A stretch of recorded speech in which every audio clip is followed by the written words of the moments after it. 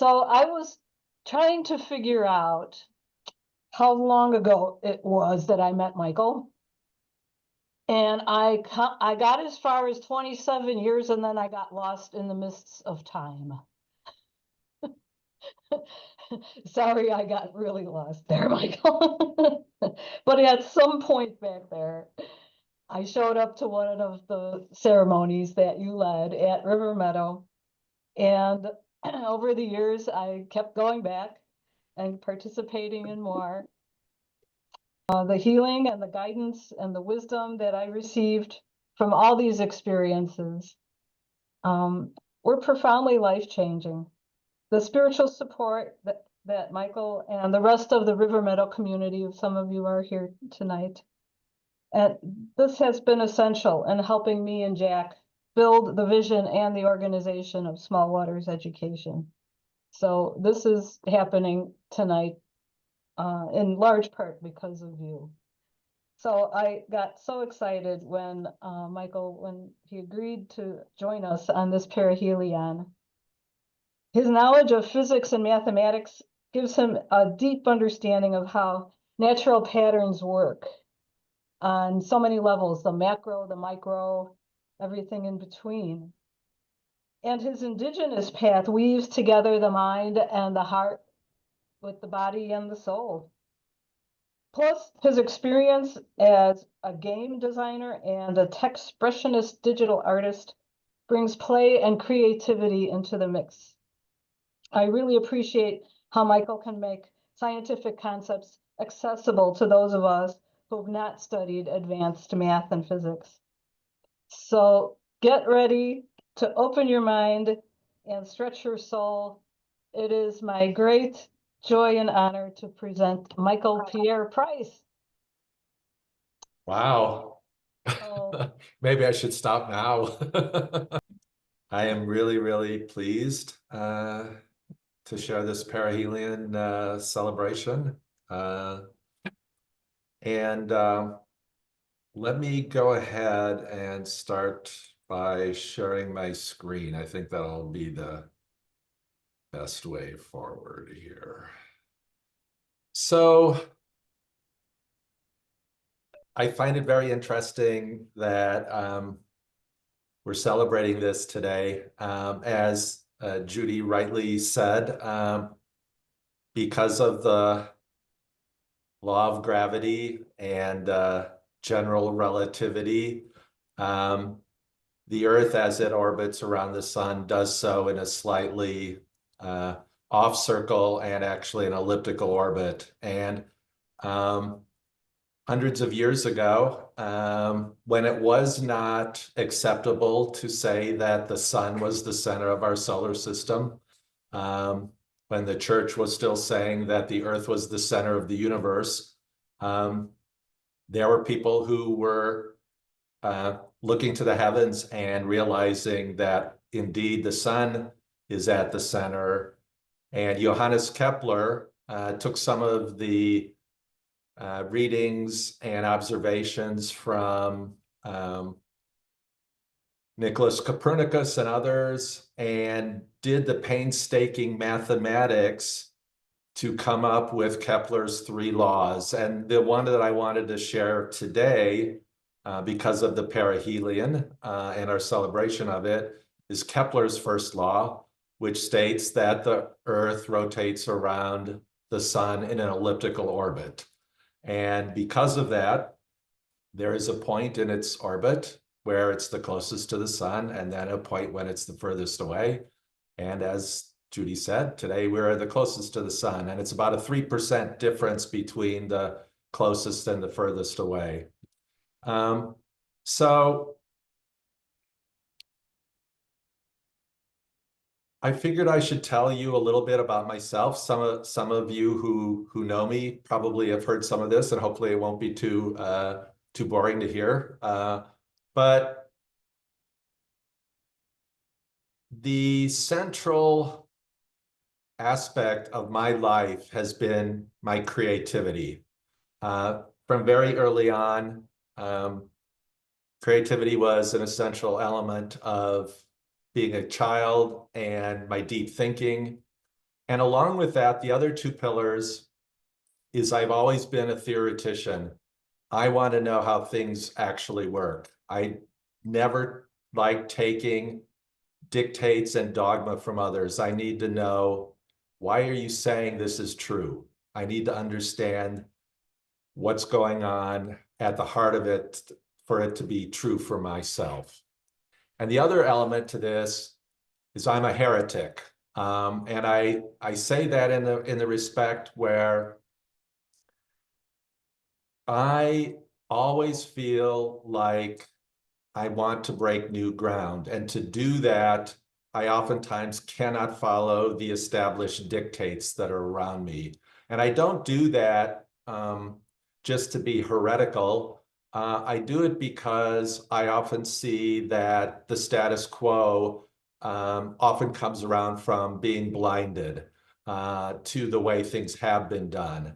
And for me, my creativity has afforded me the chance to express that heretical nature and that theoretician in ways that have been profound for my life. And it first started off for me in wanting to understand how the universe actually works.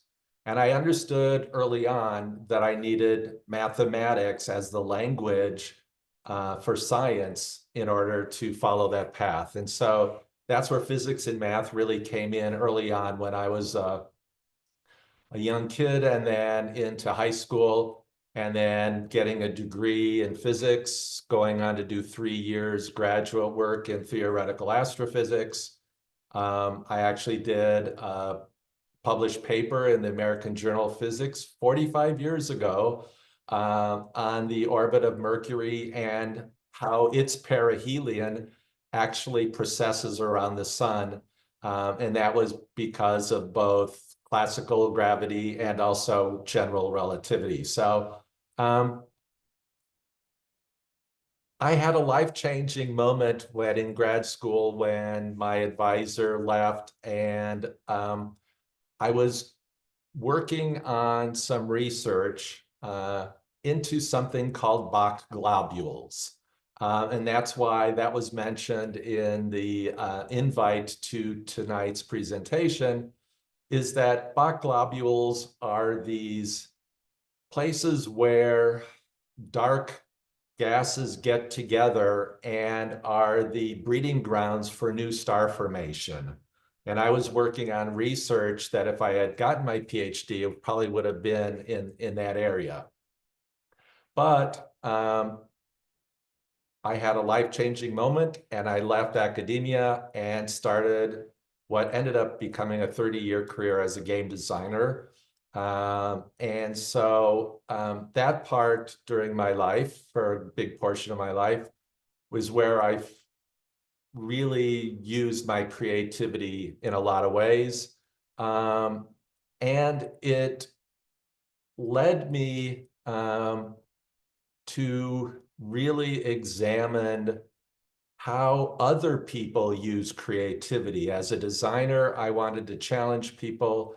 I wanted to really delve into how that child spirit in each one of us can be brought out. During this time, about 35 years ago, a little more than 35 years ago, I decided that the spiritual side of me needed deep exploration. And so following the connection that I had on my dad's side of the family, which I never knew because my mom and dad divorced when I was about 2 years old, I made a trek up into Canada where I was lucky enough to meet a number of elders, got a chance to learn ceremony, some different healing practices, and that was life-changing for me. And it's been a really big part of my life, part of my creative spirit. And so as part of that journey, I became a pipe carrier, which I've shared that sacred pipe with a number of of the circle here this evening. And it's really something that transformed how I have seen who I am as part of this connection to the universe. So for me, the melding together of the sacredness that I see in mathematics and physics to the sacredness of my spiritual journey, I see as really, really strongly compatible and complementary. And this then led me to understand or to search out the whole notion of consciousness and my interest as a layperson in neuroscience. And so all of those elements are really important. And here's the one picture that I wanted to show. This is from the Hubble telescope of the Carina Nebula. And that little dark spot in the center here is a Bach globule. It's known as the caterpillar Bach globule. And that's what I was referencing when I was doing some of my research that I was mentioning a little bit earlier. So all of this are mixed up into what I do today as an artist. And if you go to my website, you will see prominently displayed on my homepage these 4 truths. And they are tied into physics and math, being a pipe carrier and doing sacred ceremony, my interest in consciousness. One of the things that I really, really can't emphasize enough is that the world is not as it seems. We live in such a narrow landscape here on Earth as human beings. The much smaller and the much larger, when you start to understand it, when you start to realize what's there, it makes the universe profoundly sacred and magical. The other thing that's really, really key that oftentimes is hard for us is that no change is permanent, but change is. And this is the idea of the eternally unfolding, that's the universe. That's our existence. It's potential actualized, never ending, perpetual potential actualized over and over. There's no stopping. The universe never stops. And change is there, but no particular change is permanent. The other element here, nothing is sacred. And by that, it's a bit of a conundrum here. What I'm saying is that the notion of nothing, the void, that emptiness is sacred, because that's where everything comes from. Again, that potential in the nothing becomes actualized in the everything. And then the last one is I'm a heretic. And these are all integrated together. Where am I going with this? There's 2 parts of philosophy, 2 areas of philosophy, and I'm not going to get into it deeply, but there's the area called epistemology and also ontology. It's something that's important for us as human beings, as people who care about the world around us and what we do in it, is to continually question, how do we know what we know? How is it we know things? And where did we get that certainty? Where does that knowledge come from? That's an important thing. And the other thing is, what is the nature of existence? It's a metaphysical question, but it helps us to connect with other elements, other beings. And so for me, that area of knowledge, experience, belief, faith, those are all parts of our human makeup. And It's easy to fall into traps of following dogma or to believe things where we never question them. And here's the line below there that I talk about: useful fictions, sacred lies, samsara, and enlightenment. Useful fictions. We do this pretty much every aspect in our lives. We use symbology, we use language. Those are useful fictions. We talk about things without dealing with the direct reality most times. Sacred lies are the things that we attach to ourselves that we oftentimes don't even realize. How we treat other people, how we see other people, how we see the world, how we see inanimate or animate objects, how we see the universe. Oftentimes we get stuck. And in the Buddhist idea of samsara is that we create a world that we're attached to, and we are therefore barred from being able to be enlightened, because in those attachments, we can't step beyond the things that hold us back, the things that we're trying to sweep out tonight, or the things that we're trying to sweep in. And that's part of our journey for enlightenment, is to realize the useful fictions, the sacred lies, and the things that hold us in, and how we can make a journey to enlightenment. I just brought up, I'm sure you've probably all seen this either online. There are many different kinds of visual tricks that are out there that our brain tricks ourselves. So in the bottom right-hand corner, there's an optical illusion here. That top sort of grayish, dark grayish square above looks like the whitish area looks lighter than the top. If you were to take your finger and block out the middle part where the two meet, you will notice that those two rectangular areas are actually the same color. Our brain navigates the world. As we're children, we're small children, we grow up, we learn about the world through trial and error. And our visual cues can oftentimes mislead us into what we're seeing.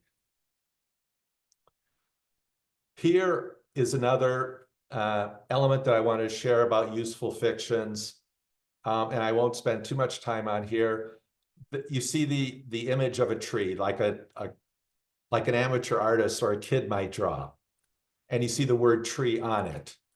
Well, in reality, trees, the idea of a tree is a placeholder for the things that are actually out in the real world.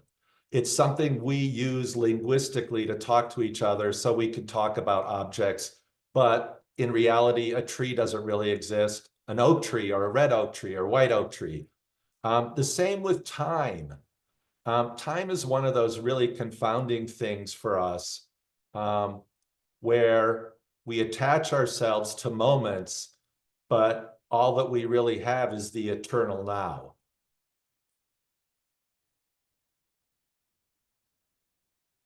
So I want to do just a really quick thought experiment here. And I hope, Judy, you don't mind me using you as the center of the thought experiment. But if all of us, and we're not going to do this, but let's think about this. If we were all to sit around Judy and let's say, who is Judy Spear? Who is she?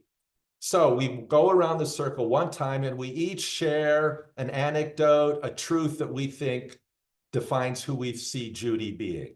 We go all the way around the circle, and let's say we have an AI program that could draw artwork for us. The AI takes all that data, and instead of this kind of abstract image that's on the screen here, we get something that gets a little bit closer to looking like Judy. Let's say we do this 10 times completely around, time after time after time. We're still going to get an approximation of Judy. It's a useful fiction. Each one of us carries with us, as we live our lives, our own self-image of who we are. We lie to ourselves all the time. We, get pissed off at ourselves for not being this or that or whatever. We elevate ourselves. We look at ourselves, and other people see us in return. Now, in the invitation for today, there were a number of things that were mentioned, and this is something that I wanted to share just again really briefly.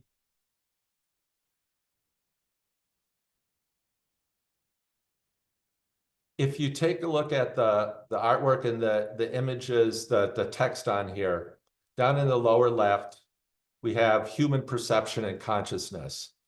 And if you look at the reflecting pool that's at the bottom, that is how we see the world. That is our clear water that we look, and what gets reflected back to us is the way that we believe about things, about the world, about ourselves, about the relationships and all of that. Again, we live in a very limited perceptual reality as human beings. And what I wanted to talk briefly about is the vastness and the sacred beauty of the universe overall. From the very small, not only small in size, but small in time scale, to the very large, the cosmically big, and the time frames as well. If we allow ourselves time to reflect on the small and the large and realize just how profoundly expansive, both going down into the smallest or going up into the largest, it's transformational. And Luca, one of the things that I have on the left-hand side under the very small, that's an acronym for the latest universal common ancestor. And so if you look at evolutionary biology, Luca is that common ancestor that all life on Earth can be traced back to. It is estimated to be somewhere between 3.5 to 4.2 billion years ago. And we talk about how, as human beings, we're genetically very similar to one another, even though we have some outer diversity in terms of how we look. Luca says that all life, bacteria, human beings, plants, we're all connected through evolutionary biology. Now, it's hard to wrap our heads around 3.5 to 4.2 billion years. I mean, I'm 70, and that feels like a long time, and yet that's nothing in comparison to this time frame. But to think about the trillions of atoms that are in my body, the DNA that makes me who I am from my parents and grandparents and so on, to think that those have been evolving and changing over this length of time makes me realize just how profoundly beautiful and awe-inspiring the universe is. And we're just talking about here on the Earth. Now try to think about going out the solar system, the galaxies, the universe at large. And if I go to the other end of the extreme now, and I go to the Big Bang, now we're talking about 13 to more billion years ago. And there's a lot of speculation about, well, what was the Big Bang and how does all that work? And there's actually a lot of new ideas coming around that the Big Bang was really the end stage of the previous iteration of the universe, and that as this one continues to unfold, it'll get to a point where there'll be another Big Bang later down the road, and the next universe will unfold. And so there's the possibility, there's a lot of thought that the universe is eternal, that it's always been. I like that idea. It feels good to me. And it makes me realize how profound that you and I are here tonight, and that we could talk about some of these things and think about them. And not only is the small within us, but the large is within us as well, because we are made out of atoms that could only have come about from older stars having lived their lives and exploded, sending out their waste from nuclear fusion, hydrogen becoming helium, becoming oxygen, becoming carbon, all the way to iron, and then supernovae. But so over that 13 or more billion years, stars after stars after stars have lived, exploded, and for some reason, those particles, those atoms, when our sun formed and the planets formed around it, there was enough of those heavier elements that life could form. So we are star people. We have the cosmos in us. So we have not only the small, but the very large, literally alive within us. So we are related to the entire universe atomically. And I think that's a beautiful thought.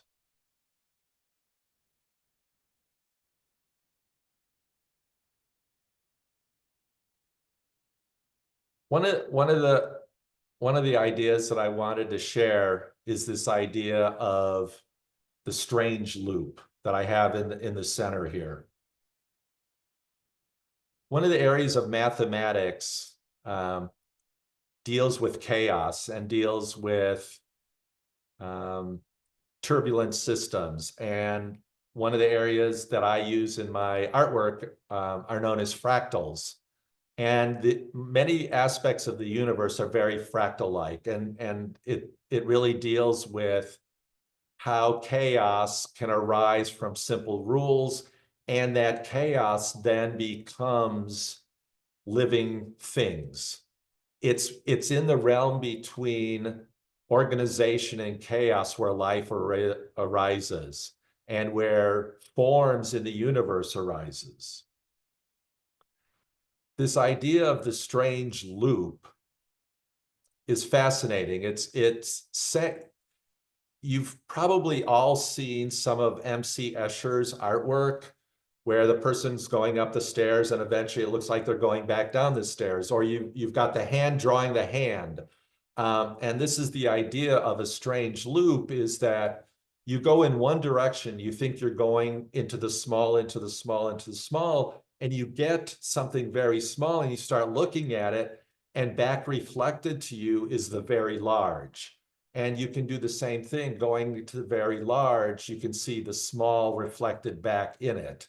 And so this idea of the strange loop is that the small and the large are intimately connected, that looking at one, you are getting reflected back the other element. It's like the Ouroboros, the snake eating its tail.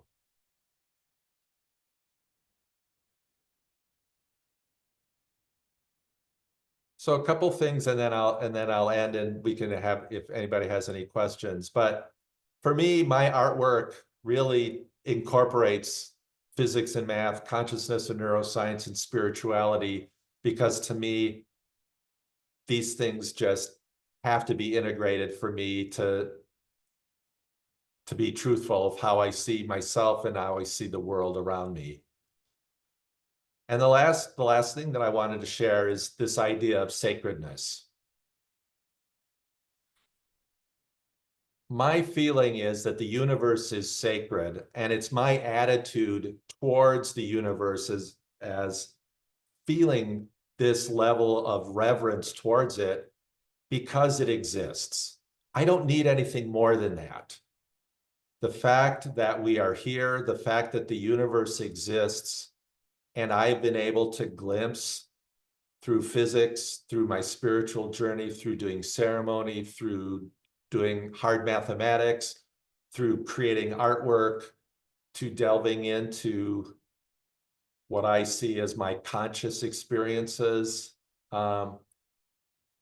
All those things point to a sacredness. And in this artwork here, I wanted to show something that looked like it was part of the world, clouds, always moving, always changing.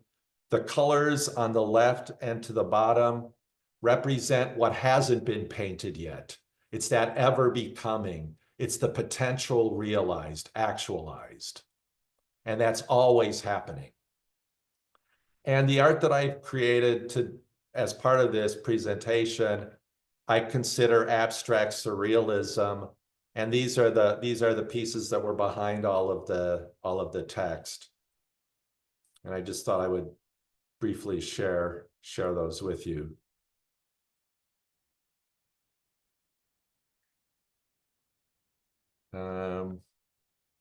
Let me go ahead and stop sharing. This was really hard to try to condense things in a short period of time. I could do a whole lecture series on what I talked about tonight.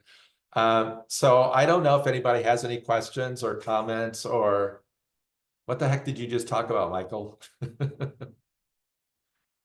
But thank you for your attention. I appreciate it. Thank you so much, Michael.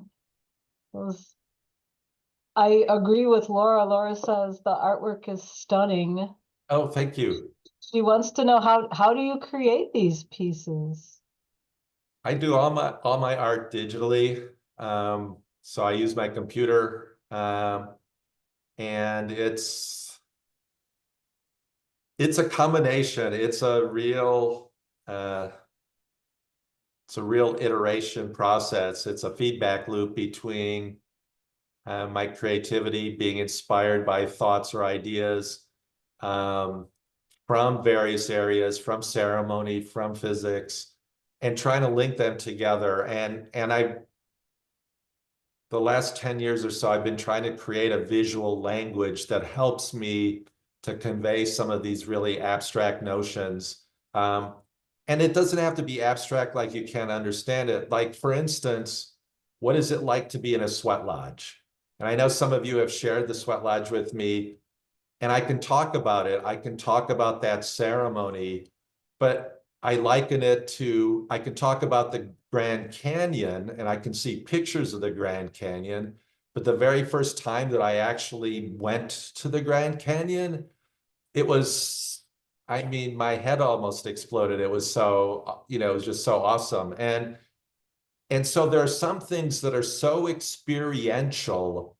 How can I convey those things? How can I share something profound? Like, math equations to me are profoundly beautiful. And you may hate math, or you may look at the symbols and say, I don't get it. I don't see anything here. How can you say that's beautiful? Well, it's like Picasso drawing a little, doodle on a napkin, and somebody says, well, that's just a little doodle on a napkin. What's that about? And it's like you're bringing together your whole being to bring something into fruition. And so it's a matter of using magic of computers to do what I do, but my creativity and my experiences and my desire to try to open a door or a window into looking at things that most people don't think about or look at. Mm. Mm. Oh, my website. It's michaelpierreprice.com, right? Yes. Yep. I put it on there on the chat. Oh, okay. Yeah. Yeah.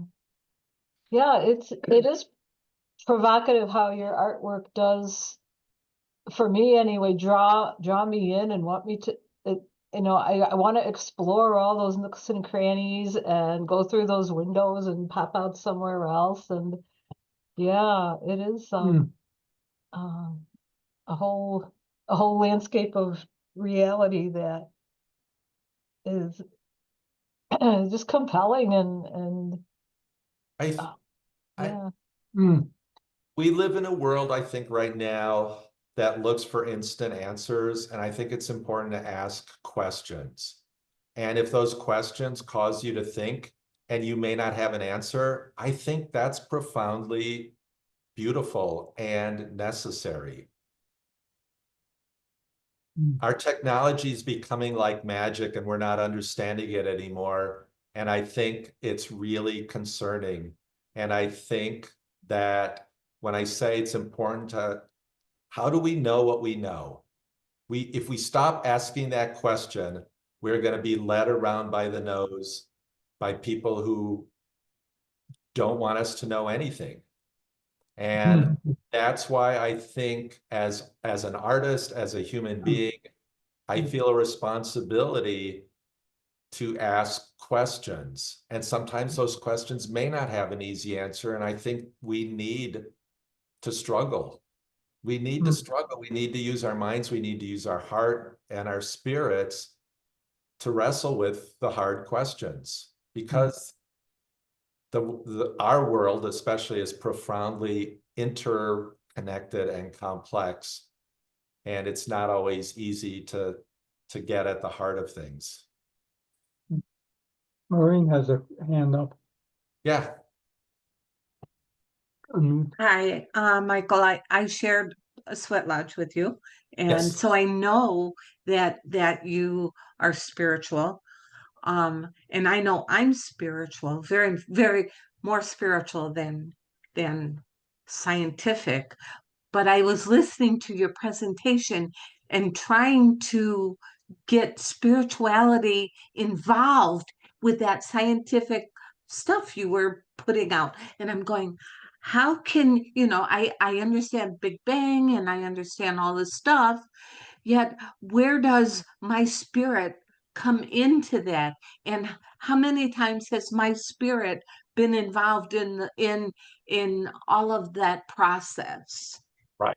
Does that make sense? Oh, it makes perfect sense. Okay. So I don't have an easy answer, but I want to share a couple of quotes.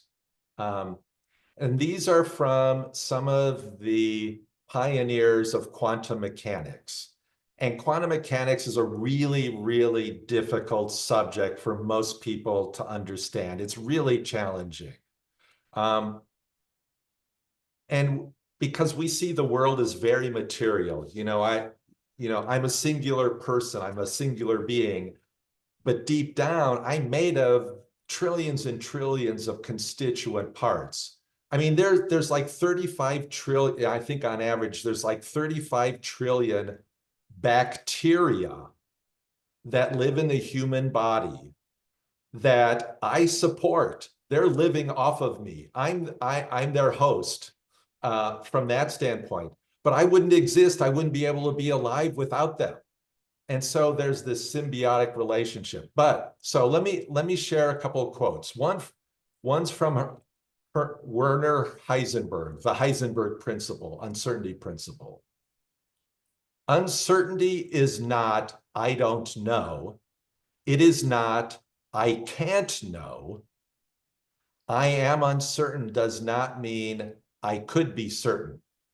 The uncertainty principle says that built into the universe at the most fundamental level is a certain level of uncertainty.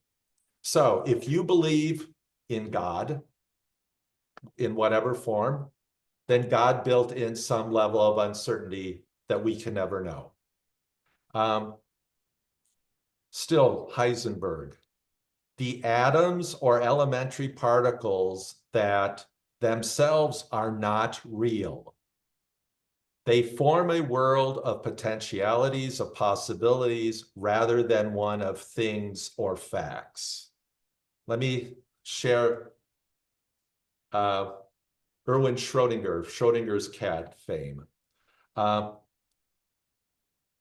he's talking about consciousness. This is a theoretical physicist from 100 years ago. Consciousness cannot be accounted for in physical terms, for consciousness is absolutely fundamental. It cannot be accounted for in terms of anything else. The total number of minds in the universe is one. The present is the only thing that has no end. That's the eternal now, the potential being actualized. And then I want to share one couple quotes from Niels Bohr, another founding member of quantum mechanics. Nothing exists until it is measured. We measure something, we are focusing an undetermined, undefined world to assume an experimental value. We are not measuring the world, we are creating it. The factor of observation is not seeing what's out there, it's creating what's out there. That's at the fundamental heart of quantum mechanics. These are really very philosophical, spiritual, metaphysical ideas at the heart of some of modern physics. That's where, for me, the spiritual, the mathematics, and physics can really come together. And I can only say that because I have studied it, I have worked through the math, I see the beauty in the mathematics. And I can tell you that. I can share that truth with you from my experience, like I can share the truth of the sweat lodge or being a pipe carrier with you. Those of you who've had the chance to share ceremony with me can then, share your experience and share and understand that truth. And you each have your own truths that you can share as well that are profound. And maybe I have been afforded the chance to be with you and to know those truths that you are sharing with me in that profound way as well. But there are times where you're not, and you have to either believe me or not, or you rely on your past experiences to see whether or not that resonates with you. So that's my long answer for you. Mary? Yes, I just want to ask how you feel about this. I mean, because I love your artwork, but what hit me is when you said, to catch the emotion, to catch the feeling. Now, what about your personal element? I mean, because if this is all computer, and yes, you can be you, and yes, it can be this, but what about the emotional? What if you took, what you have on for your computer and your piece, and you physically yourself picked up your paintbrush and added something to it? Do you think that emotional sense is something different than just creativity for creativity? I completely understand. And so my humanity comes through in my work. I may not be making like a physical gesture like somebody who's done traditional artwork, or I may not be, molding a sculpture.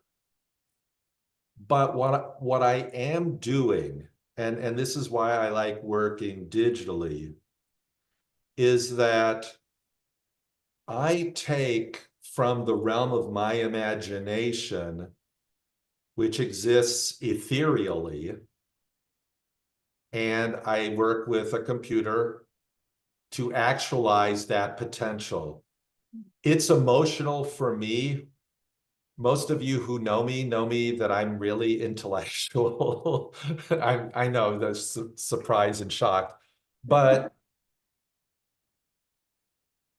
I think the profound questions that I wrestle with, the things that I try to examine, that I try to put out there, don't exist just on one plane or one level of human understanding.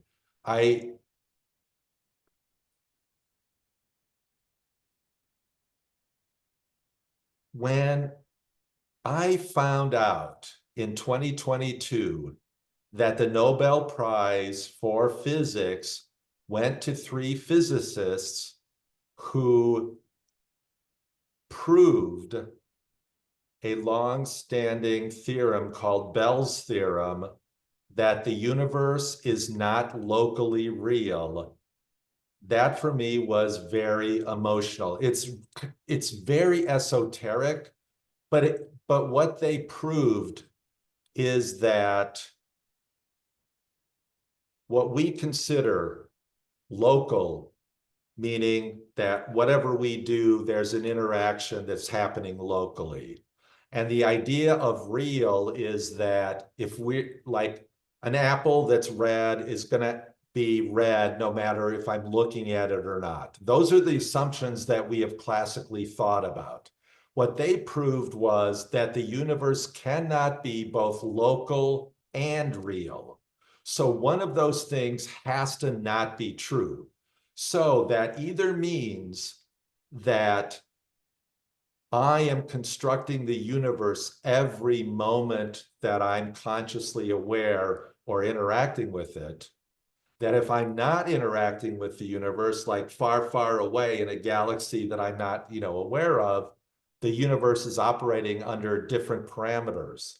Or that things can be affected at a distance. It's mind-boggling, but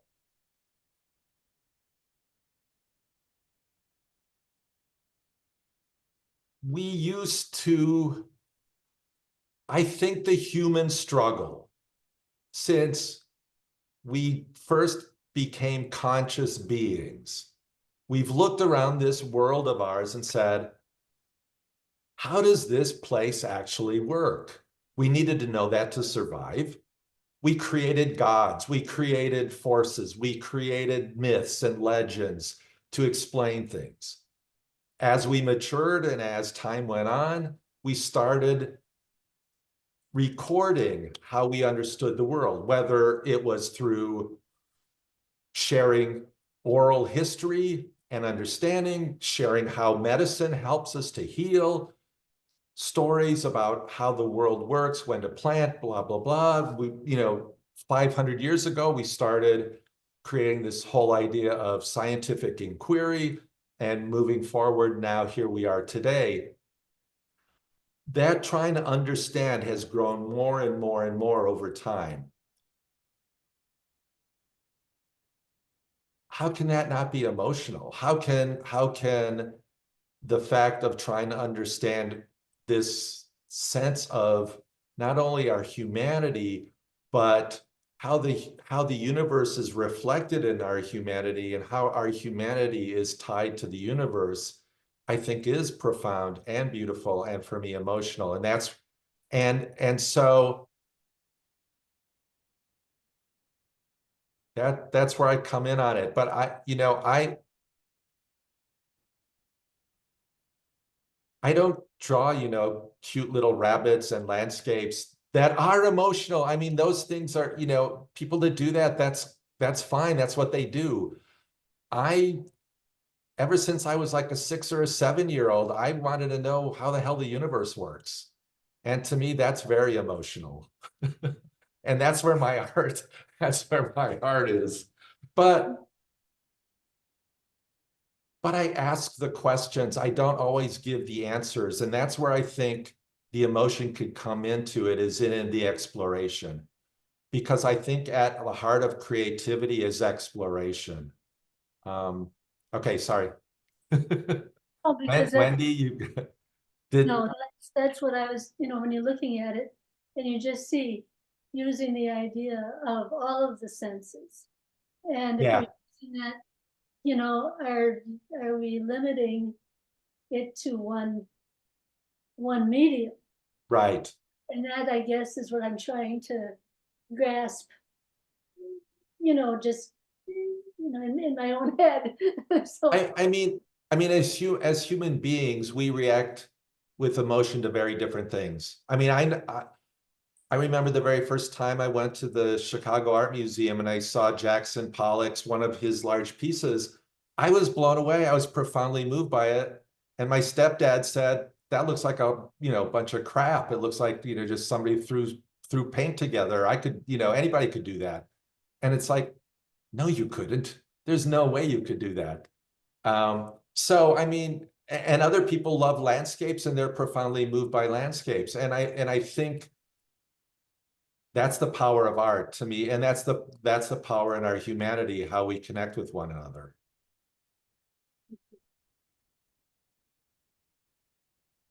Wendy?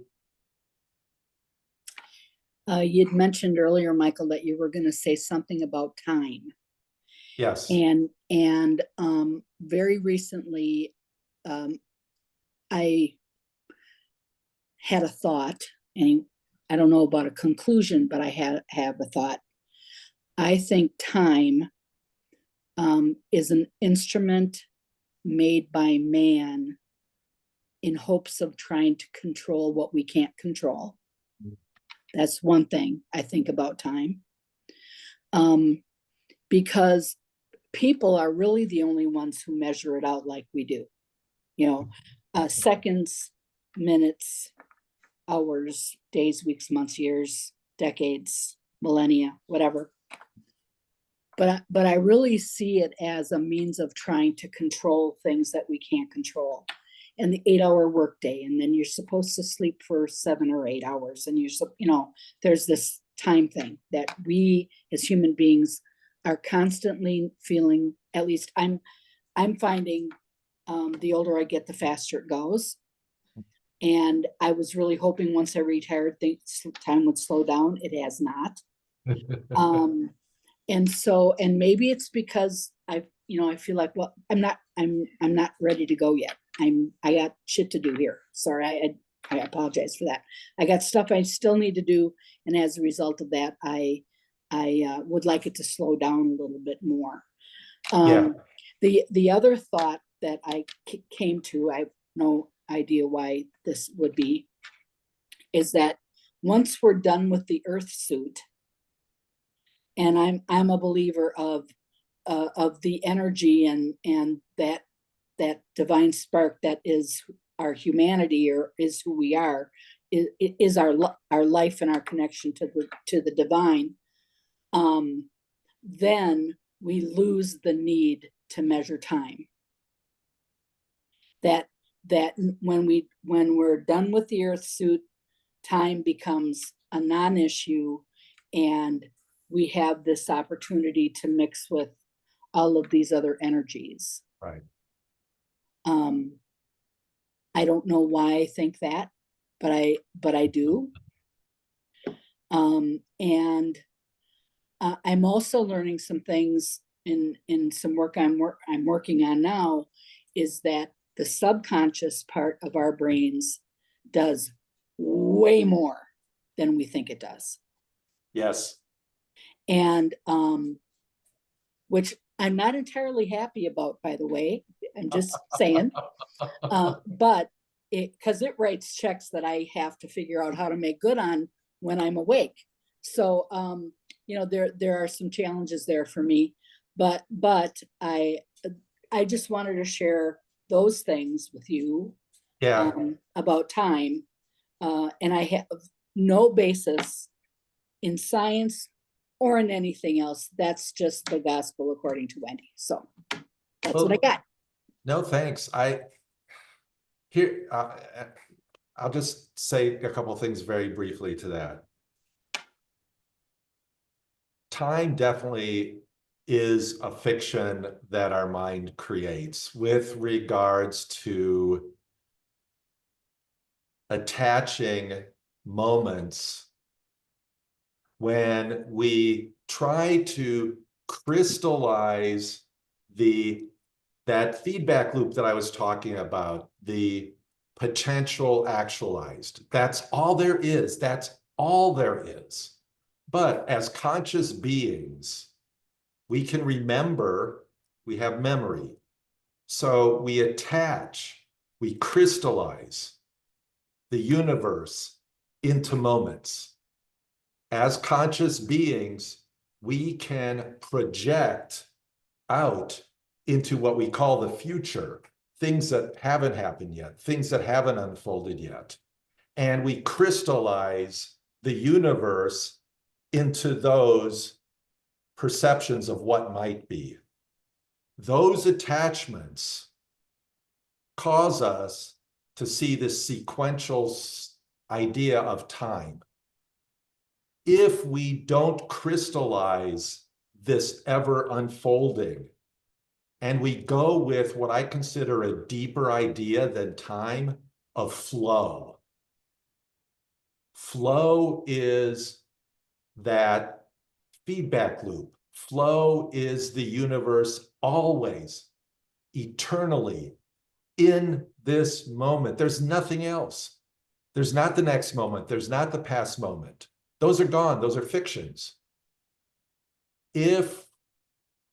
And it's hard to do. This is part of that whole Buddhist idea of samsara, is it's damn hard to untrain what's going on inside this brain that's gone on for such a long time, that has said, this is what the world is. This is your experience. This is what you remember.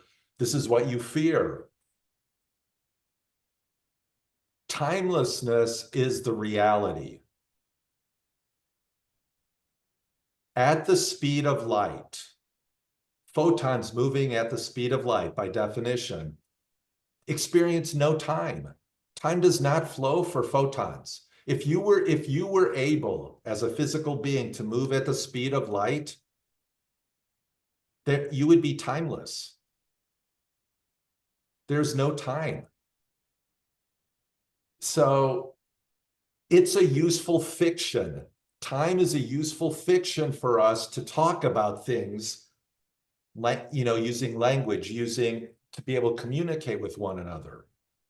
To say, okay, at this time of the year, we know that this happens. And that's a useful fiction. But we get stuck and say, that is real. That is the base reality. No, it's a useful fiction. Much of the world around us and how we think about it and how we talk about it are useful fictions, because it helps us to survive. It helps us to get through. But if our consciousness says that's real and that's all there is, that's where we're stuck. And that's where the Buddhist idea of having to detach ourselves from these attachments is how we can free ourselves from our sorrow and from the other things that hold us back. Easy to say, not easy to do.